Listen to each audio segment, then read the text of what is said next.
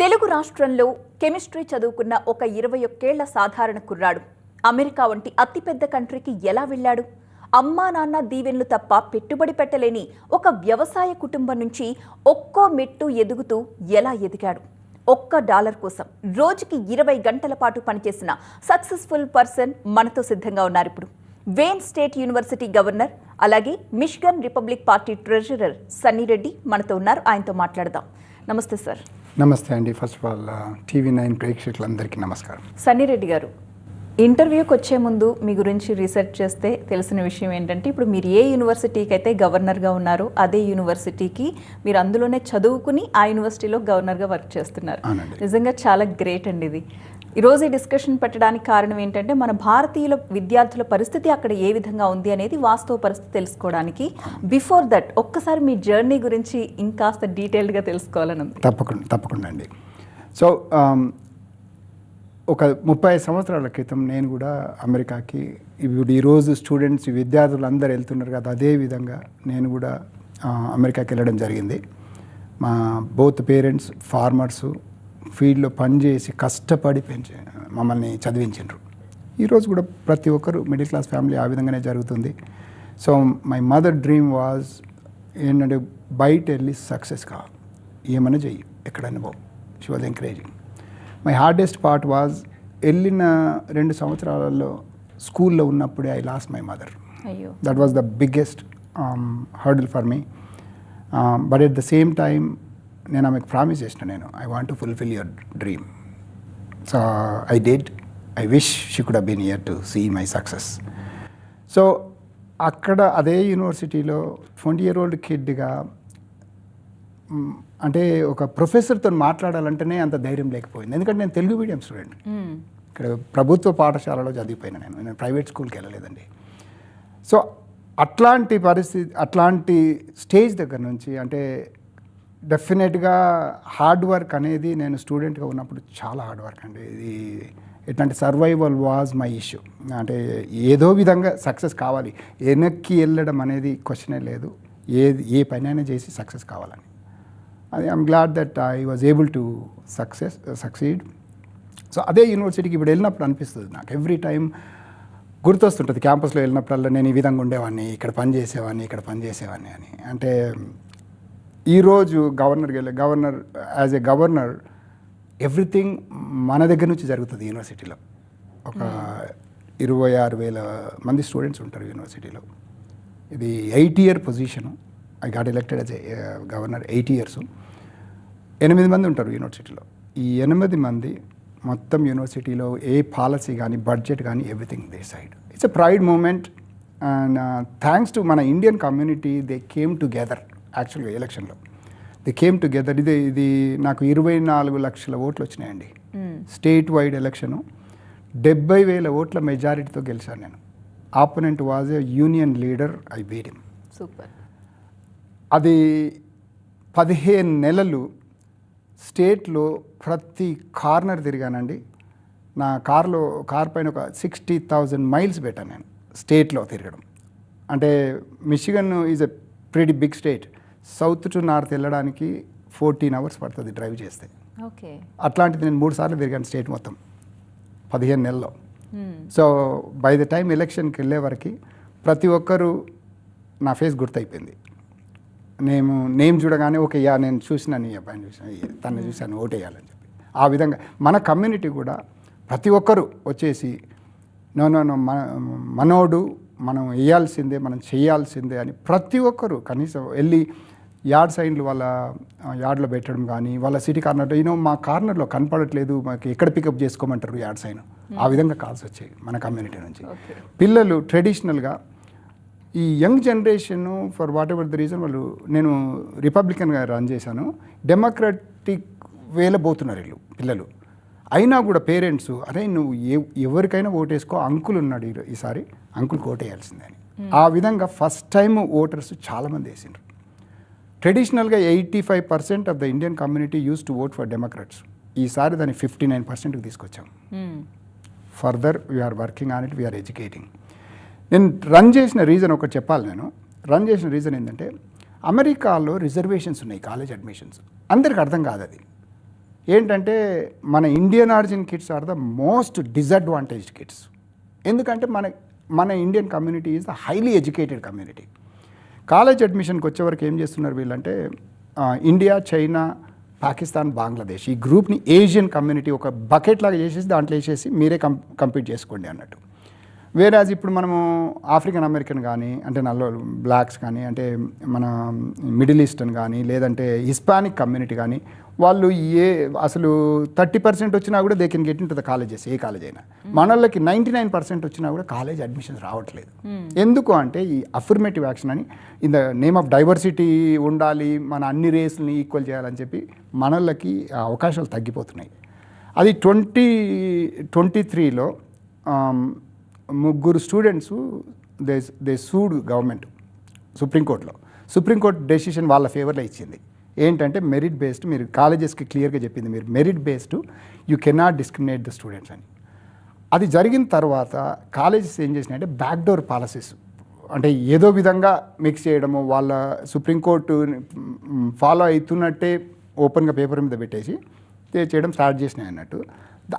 That's where I want to help our community, especially మన community disadvantage ఉంది కనుక I fight for that.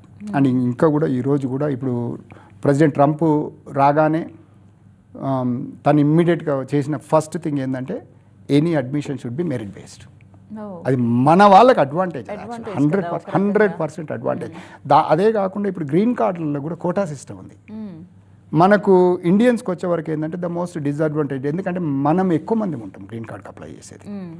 దానివల్ల ఇప్పుడు ప్రెసిడెంట్ ట్రంప్ ఏం చేస్తున్నాడు, ఆ కోటా సిస్టమ్ తీసేసి ఓన్లీ మెరిట్ బేస్డే చేయాలి గ్రీన్ కార్డ్స్ కానీ, కాలేజ్ అడ్మిషన్స్ కానీ.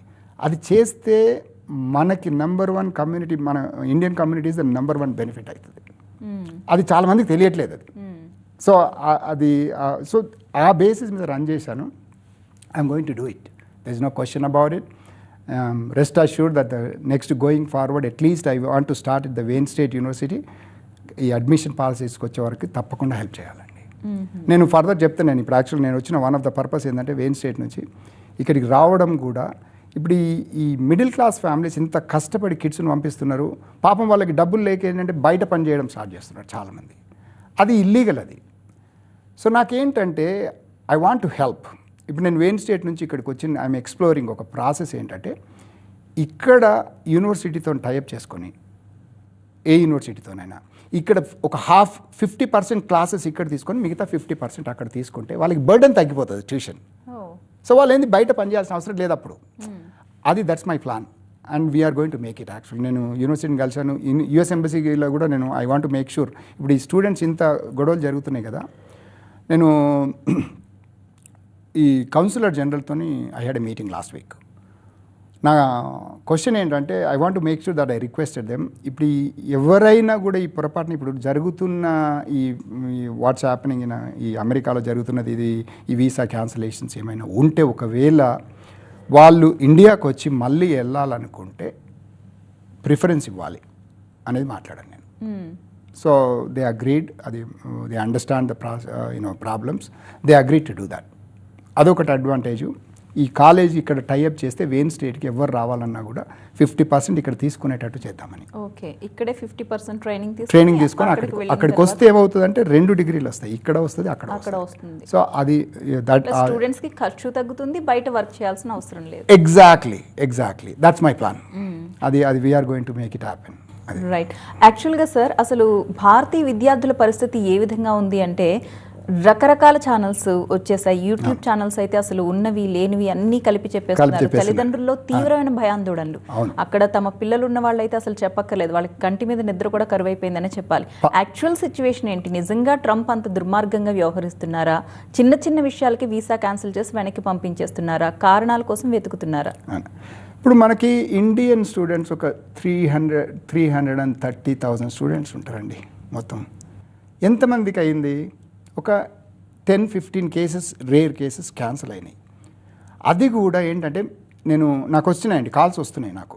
అంటే ఓవరాల్గా బయట నేను చూడడం ఏంటంటే 1200 వీసాస్ ఓవరాల్, ఇండియన్స్ కాదు, ఓవరాల్ మొత్తం టోటల్ 1200 వీసాలు క్యాన్సిల్ అయినాయని నేను కూడా చదివినాను ఇంతకుముందు ఎక్కడ న్యూస్ పేపర్లో. కానీ నాకు అట్లీస్ట్ ఒక 10-15 కాల్స్ వచ్చినాయి వాళ్ళ స్టూడెంట్స్కు ప్రాబ్లమ్స్ ఉన్నాయని. ప్రతి ప్రాబ్లం వెనకాల ఏదో ఒకటి, it's not just the traffic టికెటే కాదు, ఏదో ఒక వైలేషన్ ఉంది, serious violation I'm talking about. ఇప్పుడు సింపుల్ ఎగ్జాంపుల్ చెప్తాను చూడండి. నాకు రీసెంట్గా ఒకటి వచ్చింది. అబ్బాయికి is involved in theft. Okay. అట్లాంటి వాళ్ళు ఉండడం వల్ల ఏమవుతుందంటే జెన్యున్ పాపము ఇన్నోసెంట్ స్టూడెంట్స్కి ఎఫెక్ట్ అవుతుంది. అది ఐఎమ్ నాట్ షూర్. వాళ్ళ కిడ్స్కి ఏంటంటే they need to understand that వాళ్ళ తల్లిదండ్రులు పాపం ఎంత కష్టపడి అమెరికాకు పంపిస్తే మీరు ఆ రూల్స్ బ్రేక్ చేయడము, థెఫ్ట్ కేసులో ఇన్వాల్వ్ అనడం అని మన కమ్యూనిటీకే ఇన్సల్ట్. అది ఇట్స్ నాట్ రైట్. సో అది అట్లాంటి జరుగుతున్నది కొంత. ప్రాబబ్లీ వాట్ కొన్ని నేను ఐ డోంట్ డినై వాళ్ళు ఇన్వాల్వ్ అయి ఉంటున్నారా లేక వాళ్ళు ఇలా ఇరికించబడుతున్నారా? నిజమే. లేదండి, ఉన్నది. Records don't lie. సో ఇప్పుడు ఒక ట్రాఫిక్ టికెట్ వచ్చినప్పుడు ఆ ట్రాఫిక్ టికెట్ పైన వాళ్ళని యాక్షన్ తీసుకోవట్లేదు. ఆ ట్రాఫిక్ టికెట్ అనేది ట్రిగ్గర్ చేస్తుంది ఫర్దర్ ఇన్వెస్టిగేషన్కి. ఆ ఇన్వెస్టిగేషన్లో ఏమైనా దొరికితే క్యాన్సిల్ చేస్తున్నారు వీసాలు. సో మనకేంటంటే ఇక్కడ ఫస్ట్ పాయింటే కనిపిస్తోంది. ఎగ్జాక్ట్లీ. ట్రాఫిక్ మన బయట న్యూస్లో ఏమవుతుందంటే ట్రాఫిక్ టికెట్ వచ్చేసింది పంపించేస్తున్నారు. అట్లా పంపించాలంటే మనము ప్రతి సిటీలో బస్సులు పెట్టాల్సి వస్తుంది. నాట్ చిన్న బస్సులు పెట్టాల్సి వస్తుంది. ఎందుకంటే 330,000 స్టూడెంట్స్ ఉన్నారు మన వాళ్ళు. దాంట్లో 80% మన తెలుగు వాళ్ళే ఉంటారు 2 స్టేట్లలో. సో అట్లా అది జరగట్లేదు. అట్లాంటిది ఏమీ లేదు. మీరు స్టూడెంట్స్కి మెసేజ్ ఏంటంటే మీరు ఎనీ టైం లీగల్గా మీ వీసా రూల్స్ ఫాలో అయినంత వరకు మీకు ఏ భయం అక్కర్లేదు. అమెరికా ఎప్పుడైనా కూడా ల్యాండ్ ఆఫ్ ఆపర్చునిటీగానే ఉంటుంది. నీకు లీడర్స్ వస్తుంటారు పోతుంటారు. Country will stay. And president Trump చేసేది షార్ట్ టర్మ్లో కొద్ది కష్టం అనిపించినా కూడా లాంగ్ టర్మ్లో మనందరికి కూడా బెనిఫిటే ఉంటుంది. అట్లాంటిది ఏం జరగదు. తర్వాత ఒకవేళ జరిగినా కూడా ప్రతి స్కూల్లో డిజిగ్నేటెడ్ ఆఫీసర్స్ ఉంటారు, డిఎస్ఓస్ ప్రతి స్కూల్లో. మై రికమెండేషన్ ఇస్ ఫస్ట్ అక్కడికి వెళ్ళండి, మాట్లాడండి. నేను లాస్ట్ టైం నా నంబర్ కూడా పెట్టాను. మీరు గూగుల్లో సన్నీ రెడ్డి అని సెర్చ్ చేస్తే you can go to my website. My contact number ఉంటుంది, ఈమెయిల్ ఉంటుంది. మీకు ఒకవేళ ఏమైనా అవసరం ఉంటే కాల్ చేయండి. ఏదైనా ఒపీనియన్ కావాలన్నా ఇస్తారు. ఒపీనియన్ కావాలన్నా ఇస్తాను. నేను చూసా వార్తల్లో చాలా మంది లీగల్ ఒపీనియన్ కోసం వెళుతున్నారు స్టూడెంట్స్. అయితే $250 ఇస్తే కానీ అపాయింట్మెంట్ ఇవ్వని సిచ్యువేషన్ ఉంది అక్కడ లాయర్స్ దగ్గర. అది అనకూడదు కానీ నేను విన్నాను. మన కమ్యూనిటీలోనే లాయర్లు కూడా ఏంటంటే దీన్ని బిజినెస్గా తీసుకుంటున్నారు. అది తప్పది. మీరు అంటే చాలామంది మంచోళ్ళు ఉన్నారు, 90% మంచోళ్ళు ఉంటారు మన కమ్యూనిటీలో కూడా. బట్ కొందరు చేస్తున్నారని తెలిసింది. దయచేసి హెల్ప్ చేయండి వీలైతే. పాపం స్టూడెంట్స్ అఫోర్డ్ చేయలేరు. అడ్వైజ్ ఇవ్వండి.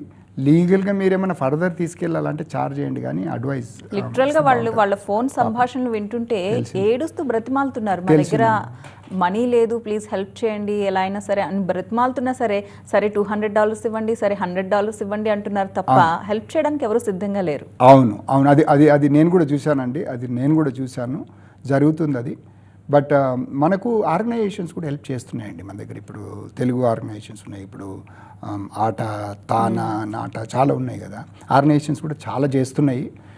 మీకు ఏ ఆర్గనైజేషన్ అని అప్రోచ్ కండి. Organisations are there for you. ఒకవేళ నన్ను అప్రోచ్ కావాలన్నా చేయండి. I will be more than happy to help. అయితే ప్రస్తుతం ఇండియన్ స్టూడెంట్స్ అక్కడ ఉండడం ప్రమాదకరం అన్న సిచ్యువేషన్ వచ్చేసింది. కొంతమంది స్వచ్ఛందంగా బయటకు వచ్చేస్తుంటే ఇంకొంతమంది ఇలా కేసులు ఉండి వీసా క్యాన్సిల్ అయిపోయి బయటకు వస్తున్న సిచ్యువేషన్స్ ఉన్నాయి. ఇప్పుడు తల్లిదండ్రులకి మీరు చెప్పే మాట ఏంటి? అక్కడున్న వాళ్ళ పిల్లలు సురక్షితమే అని అనుకోవచ్చా? ఏం ప్రాబ్లం లేదు మీ పిల్లలకి. ఒకవేళ ప్రాబ్లం అయ్యి ఉంటే, ఒకవేళ ఇట్లాంటి వీసా క్యాన్సిలేషన్ అయ్యి ఉంటే మాత్రం లీగల్గా ఇప్పుడు ఆర్గనైజేషన్స్ ఉన్నాయి, మన కమ్యూనిటీ ఉంది, అప్రోచ్ కమ్మనండి. ఒక్కటే విషయం ఏంటంటే ఇల్లీగల్గా ఏమైనా చేసి ఉంటే మనం ఏం చేయలేము. అది as long as law abiding students ఎవరు ఉన్నా కూడా help is on the way. ఎవరైనా హెల్ప్ చేస్తారు. నేను ఇంతకుముందు కూడా చెప్పాను, నాకు పేరు సన్నీ రెడ్డి. మీరు గూగుల్ చేస్తే నాది వస్తుంది. మీరు వెళ్ళి కాల్ చేయొచ్చు నాకు. యాజ్ లాంగ్ యాజ్ ఇప్పుడు స్టూడెంట్ వీసా అనేది it's a privilege, it's not a right. The privilege comes with certain rules. ఆ రూల్స్ ఫాలో కావాలి, మనం రెస్పెక్ట్ చేయాలి. ఏ కంట్రీకి అయినా కూడా మనం ఇండియాకి వస్తే వేరే వాళ్ళు వస్తే మనం ఎక్స్పెక్ట్ చేయం కదా. వాళ్ళు రూల్స్ ఫాలో కావాల్సిందే కదా. ఏ కంట్రీకి వెళ్ళినా అంతే. అదే విధంగా అమెరికాలో ఉన్నప్పుడు ఆ వీసా రూల్స్ అనేవి ఫాలో కండి ప్లీజ్. మీరు ఏంటంటే షార్ట్ టర్మ్ బెనిఫిట్స్ గురించి బయట వెళ్ళి పని చేసి దొరికిపోయి అంత కష్టాలు పడకండి. ఎందుకంటే మీరు లాంగ్ టర్మ్లో ఆలోచిస్తే మీరు ఇప్పుడు కష్టపడ్డా కూడా ఒకసారి గ్రాడ్యుయేట్ అయిపోయింది అనుకోండి, మీకు జాబ్ వస్తుంది. జాబులు కాస్త లేట్ అయినా కూడా ఎకానమీ కొద్ది స్లో ఉంది డెఫినెట్గా. ట్రస్ట్ మీ, మేము గ్రాడ్యుయేట్ అయినప్పుడు ఇంతకంటే వర్స్ట్ ఉండింది. జాబులు రాకపోవడం అనేది ఉండదు, వస్తుంది. బట్ మీరు be careful, don't violate the rules. అయితే సార్ ఇంకొకటి, అమెరికాకి వెళ్ళి చదువుకోవాలి అనుకునే విద్యార్థులు ఇప్పుడు వాళ్ళు చదువుకుని మీరు వెళ్ళిపోండి కానీ ఉద్యోగాలు చేయడానికి వీల్లేదు అని అంటున్నారు ట్రంప్. మరి ఇప్పుడు పేరెంట్స్ ఎలాంటి డెసిషన్ తీసుకోవాలి? నిజంగా ఇక్కడికంటే అక్కడ గొప్ప చదువులు ఉంటాయని అనుకోవచ్చా? అవును, మనం ఎప్పుడైనా అసలు స్టూడెంట్ వీసా అప్లై చేయడమే ద పర్పస్ ఏంది, మనం చదువుకోవడానికి వెళ్తున్నామనే చెప్తున్నాం. అవును, మనసు మార్చుకోవచ్చు, అక్కడికి వెళ్ళిన తర్వాత మనసు మారచ్చు. నీకు ప్రతి ఒక్కరూ ఇప్పుడు అవకాశాలు అనేవి డెఫినెట్గా ఉంటవి. ట్రంప్ అట్లా వెళ్ళిపోవడం అనేది ఎప్పుడు చెప్పట్లేదు. లాస్ట్ ఇయర్ కూడా క్యాంపెయిన్లో, మీరు ఎనీ క్యాంపెయిన్ చూడండి, క్యాంపెయిన్లో కూడా ఈ ఇల్లీగల్ ఇమిగ్రెంట్స్ని ఆపాలి, మనకి ఇమిగ్రెంట్స్ అనేది మెరిట్ బేస్డ్ ఇమిగ్రెంట్స్ కావాలనేదే చెప్తున్నాడు ట్రంప్ ఎప్పుడు కూడా. అవకాశాలు మెరిట్ బేస్డ్ ఇమిగ్రెంట్స్కి ఎప్పుడూ ఉంటాయి. మీరు as long as you follow the rules, visa rules, ఏం ప్రాబ్లం ఉండదు. మీ కిడ్స్కి ఎలాంటి ప్రాబ్లం ఉండదు. వెరీ రేర్ కేసులలో జరుగుతున్నది. అట్లా ఏమన్నా జరిగినా కూడా లీగల్గా అన్ని స్ట్రైట్ ఫార్వర్డ్ ఉంటే మనం హెల్ప్ చేద్దాం కమ్యూనిటీ నుంచి. అక్కడ ఉన్న విద్యార్థులు ఇప్పుడు అటు చదువు ఇటు ఫైనాన్స్ రెండు మేనేజ్ చేసుకోవాలి అంటే మీరు ఇచ్చే సలహాలు ఏంటి? తప్పదు అసలు. యాక్చువల్గా మీరు ఇప్పుడున్న పరిస్థితుల్లో నాకు అర్థమైంది, నేను కూడా మిడిల్ క్లాస్ నుంచే వచ్చాను, కష్టం అవుతుంది. కాకపోతే మీరు ఆల్రెడీ ఉన్నారు కనుక ఏదో విధంగా మీ ఫ్రెండ్స్నో ఎవరినో హెల్ప్ తీసుకోండి, కానీ బయట పని చేయడం మాత్రం రిస్క్ తీసుకోకండి. క్యాంపస్లో మీకు ఆల్రెడీ ఉంటుంది అవకాశము, క్యాంపస్లో చేయండి, మీరు ఆ విధంగా చేయండి, కానీ బయట రిస్క్ తీసుకోవద్దు. That's my advice to you. ఇప్పుడున్న పరిస్థితుల్లో ఇండియన్ ఎంబసీ ఏమైనా ఇన్వాల్వ్ అవుతుందా అండి? అసలు ఇండియన్ ఎంబసీ ఎలాంటి బాధ్యతతో ఉందనుకోవచ్చు ఇప్పుడు? ఇండియన్ ఎంబసీ ఇప్పుడు మన ప్రైమ్ మినిస్టర్ మోడీకి ట్రంప్తో చాలా క్లోజ్ రిలేషన్షిప్ ఉందండి. అవును, డెఫినెట్గా. అంటే మనకు తెలియకపోవచ్చు కానీ లోపల చేస్తూనే ఉంటారు. సపోర్ట్ అనేది డెఫినెట్గా ఉంటుంది. ఇప్పుడు జరుగుతున్నాయి కూడా, there is nothing against India, against కాదు. ఇప్పుడు లాస్ట్ 2 yearsలో 3 yearsలో ఏమి సంబంధం లేకుండా పాలస్తైన్ ఇష్యూని తీసుకొచ్చి కాలేజీలలో ధ్వంసం చేయడం, ఫర్నిచరు, రూములు ధ్వంసం చేయడము, అట్లాంటివి ఎన్ని జరిగినాయి కాలేజీలలో. అట్లాంటి వాళ్ళని మెయిన్ తీసేస్తున్నాడు తను. ఇది ఇప్పుడు క్రాస్ ఫైర్లో మన స్టూడెంట్స్ కొందరు ఎఫెక్ట్ అయిన వాళ్ళు ప్రాబ్లీ క్రాస్ ఫైర్లో ఎఫెక్ట్ అయి ఉంటారు. అది కంటిన్యూ కాదు, తప్పకుండా ఫిక్స్ అవుతుందండి. అక్కడ చదువుకోవాలనుకునే విద్యార్థులు ఇప్పుడు కాస్ట్ ఆఫ్ లివింగ్ కూడా పెరిగిపోతుంది కాబట్టి మన దగ్గర బ్యాంక్ అకౌంట్లో ఎంత డబ్బు ఉండాలి, ఎంత ఆస్తి ఉన్న వాళ్ళు అమెరికా వైపు చూడొచ్చు? అంటే కాలేజ్కి ట్యూషన్ డిఫరెంట్ ఉంటుంది, సిటీకి డిఫరెన్స్ ఉంటుంది. చిన్న ప్లేస్కి వెళ్ళిన అనుకోండి కాస్ట్ ఆఫ్ లివింగ్ తక్కువ ఉంటుంది. ఇప్పుడు కొన్ని కాలేజెస్ ప్రైవేట్ కాలేజ్కి వెళ్ళిన అనుకో ఫీజు ఎక్కువ ఉంటుంది. అట్లా అంటే ఒక స్టాండర్డ్గా ఇంత ఉంటుంది అని చెప్పలేము. మీరు చూసుకోవాలి ఏ కాలేజ్కి వెళ్తున్నారు, ఆ స్టేట్లో ఎంత ఉంటుంది అనేది చూసుకోవాలి. ఎందుకంటే ఒక ఫిక్స్డ్ కాస్ట్ అంటూ ఉండదు, ఎక్కువనే ఉంది. ఇప్పుడు అంటే ఆబ్వియస్లీ ఎవ్రీ కంట్రీలో ప్రతి ఒక్కటి రేట్లు పెరిగిపోయినాయి. అదేవిధంగా అమెరికాలో కూడా. బట్ స్టిల్ మీరు ఏ కంట్రీతో కంపేర్ చేసినా కూడా అమెరికాలో కాస్ట్ ఆఫ్ లివింగ్ తక్కువ అండి, ఇప్పుడు కూడా తక్కువనే.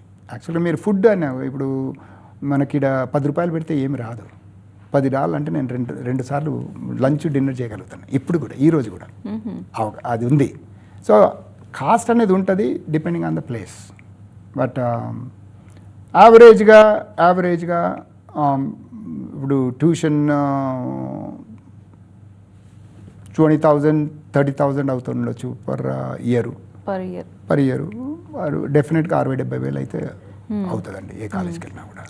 అండ్ వీసా ఇంటర్వ్యూస్ గురించి, అమెరికా వెళ్ళాలనుకునే స్టూడెంట్స్ ఇటీవల కాలంలో వీసా ఇంటర్వ్యూస్లో రిజెక్ట్ అయిపోయి 20 to 50 seconds మ్యాక్సిమం ఉంటుంది ఇంటర్వ్యూ, అంతే. అక్కడే వీసా పేపర్స్ చింపేసి యు ఆర్ రిజెక్టెడ్ అని చెప్పేస్తున్నారు. ఎందుకు ఇలా జరుగుతోంది? ఐ థింక్ ప్రాబబ్లీ వీళ్ళు వెళ్ళే ముందే. సో అమెరికాకి వెళ్ళాలంటే 2 reasons వాళ్ళు చూసేది ఏదైనా కూడా, నీ దగ్గర డబ్బులు ఉన్నాయా. ఎందుకంటే మనం అమెరికా వెళ్ళి గవర్నమెంట్ మీద డిపెండ్ కాకూడదు, సో ఎనఫ్ మనీ. రెండోది ఏంటంటే నీకు ఫ్యామిలీ టైస్, నువ్వు వస్తావా రావా. ఎందుకంటే మనం స్టూడెంట్కి అప్లై చేసినప్పుడు నేను చదువుకొని మళ్ళీ రిటర్న్ వస్తా అని చెప్తున్నాం. మాకు ఇటు జాబ్ ఉంది, నా ఫ్యామిలీ ఉంది, మా బ్రదర్స్ ఇక్కడ ఏదో మనం ఫ్యామిలీ స్ట్రాంగ్ టైస్ చూపించాలి. ఫ్యామిలీ ఇక్కడ ఉన్నది, నేను ఐ విల్ కమ్ బ్యాక్. నీకు maybe job letter, offer letter help చేస్తుంది. నాకు ఇప్పుడు ఏదైనా కంపెనీ లెటర్ ఇచ్చింది అనుకోండి, మీరు వచ్చిన తర్వాత నీకు ఇక్కడ జాబ్ ఉంటుంది, మేము ఇస్తున్నాం జాబ్, అది హెల్ప్ చేస్తుంది. తర్వాత లాట్ ఆఫ్ టైమ్స్ ఏమవుతుందంటే ఫ్యామిలీ టైస్ ఉన్న మీ రిలేటివ్స్ ఎవరైనా అమెరికాలో ఉన్నారనుకో, ఆలోచిస్తారు ఓకే ఈయన వాట ఆ రిలేటివ్స్ హెల్ప్ చేసి వీడు అక్కడే ఉండిపోవచ్చు. వాళ్ళ గోల్ ఏంటంటే నీ ఉద్దేశం ఏందనేది psychology basically they want to read your mind. వీడు వస్తాడా పోడా, ఏమాత్రం డౌట్ ఉన్నా కూడా క్యాన్సిల్ చేస్తారు, రిజెక్ట్ చేస్తారు. ఆ క్వశ్చన్స్ ఎలా ఉంటాయి అంటే విద్యార్థులకు అక్కడికి వెళ్ళి అటెండ్ అయితే తప్పితే అది తెలియదు ఏం అడుగుతారు అనేది. క్వశ్చన్స్ కంటే పేపర్ మీద ఉంటుందండి. మనము పేపర్ వర్క్ సబ్మిట్ చేసినప్పుడు they go through the paper work. Okay, రెండు చెప్పాను కదా, ఫండ్స్ ఉన్నాయా లేవా, okay okay genuine funds. Lot of times ఈ ఫండ్స్ ఉన్నాయి అంటే వాళ్ళు బ్యాంక్ స్టేట్మెంట్ చూస్తారు, ఎప్పుడు వేసిండ్రు ఈ మనీ, ఎవరితోనైనా తీసుకొని వేసిండ్రా, ఈ మధ్యన వేసిండ్రా, లేదంటే చాలా రోజుల నుంచి ఉన్నాయా. అంటే the longer they have the money in the account it's better. ఎందుకంటే they want to make sure that ఎవరి దగ్గర ఆడుకొని పెట్టేసిండి ఈ టైంకి. అంటే జనరల్ గా స్టూడెంట్స్ అకౌంట్స్ లో అంత అమౌంట్ ఉండదు కదా, పేరెంట్స్ అకౌంట్స్ నుంచి. పేరెంట్స్ అకౌంట్ ఇప్పుడు నేను సపోర్ట్ చేస్తున్నాను, నేను యాజ్ ఏ పేరెంట్గా నేను నా కిడ్ని సపోర్ట్ చేస్తున్నాను అంటే నా బ్యాంక్ అకౌంట్లో మనీ ఉంది, నాకు ఐ హ్యావ్ ఎనఫ్ క్యాష్, నేను ఐఎమ్ సపోర్టింగ్ అనేది చూపించాలి. Okay, parents account. ఓకే. తర్వాత రెండోది ఏంటంటే ఫ్యామిలీ టైస్, వెరీ స్ట్రాంగ్ ఫ్యామిలీ టైస్ చూపించండి. అమెరికాలో నాకు ఇండియాలో ఉన్నారు, నేను ఇక్కడికే వస్తున్నాను నేను చదువుకొని, మీరు దట్స్ వాట్. అంటే ఇప్పుడు ఆబ్వియస్లీ అదే ఉద్దేశమేనే అనుకుంటున్నాను నేను. మీ ఉద్దేశం చదువుకోవడానికి వెళ్తున్నారు, మళ్ళీ వస్తారు అనేది అనుకుంటున్నాను నేను. ఆ ఉద్దేశం అది మీరు స్ట్రాంగ్గా చూపించాలి. మీరు ఎంత స్ట్రాంగ్గా చూస్తే అంత బెటర్ నీకు. సో అది రెండు మెయిన్ చూసేది ఆ రెండే అండి, ఈ రెండే. మీ కోర్సు ఎట్లాంటి కాలేజ్కి వెళ్తున్నారు. కొన్నిసార్లు కాలేజెస్ రెప్యూటెడ్ యూనివర్సిటీస్ లేవనుకో, దే రిజెక్ట్. రెప్యూటెడ్ ఇప్పుడు మా university is a 150 years old university, public university, very reputed, problem ఉండదు. నేను కనుక్కున్నాను యాక్చువల్గా వెయిన్ స్టేట్కి 85% సక్సెస్ రేట్ ఉంది. ఆ 15 కూడా ఎందుకు రావట్లేదో నేను I'm looking in to it, but 85% success rate ఉన్నది. సో అట్లా స్కూల్ని బట్టి కూడా వాళ్ళు డిసైడ్ చేయొచ్చు ఇవ్వాలా వద్దా అనేది.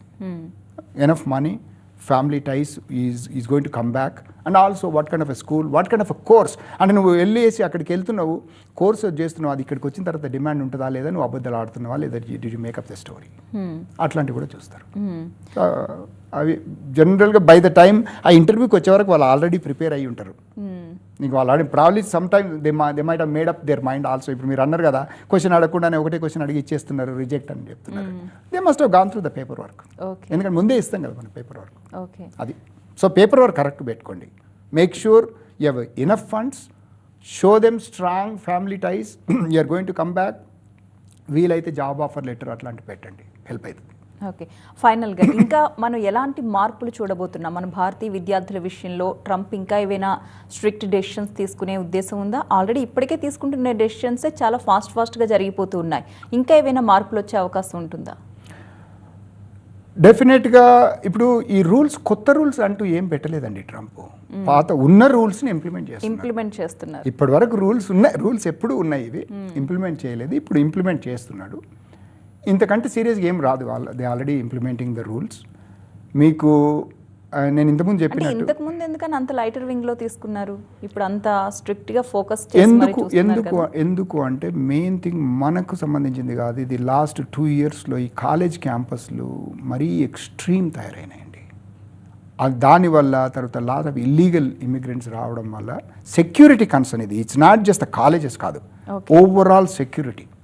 ఇప్పుడు ఎంతమంది ఓపెన్ బార్డర్స్ లాస్ట్ 4 yearsలో borders open, anybody can walk in to it. Last 4 yearsలో ఒక బార్డర్ లేని కంట్రీ ఏదైతే ఉందంటే అది అమెరికా ఉండింది లాస్ట్ 4 yearsలో.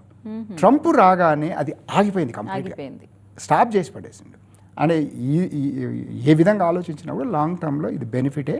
ఐ డోంట్ థింక్ ఇంతకంటే ఎక్కువ స్ట్రిక్ట్ ఏం రాదు స్టూడెంట్స్కి.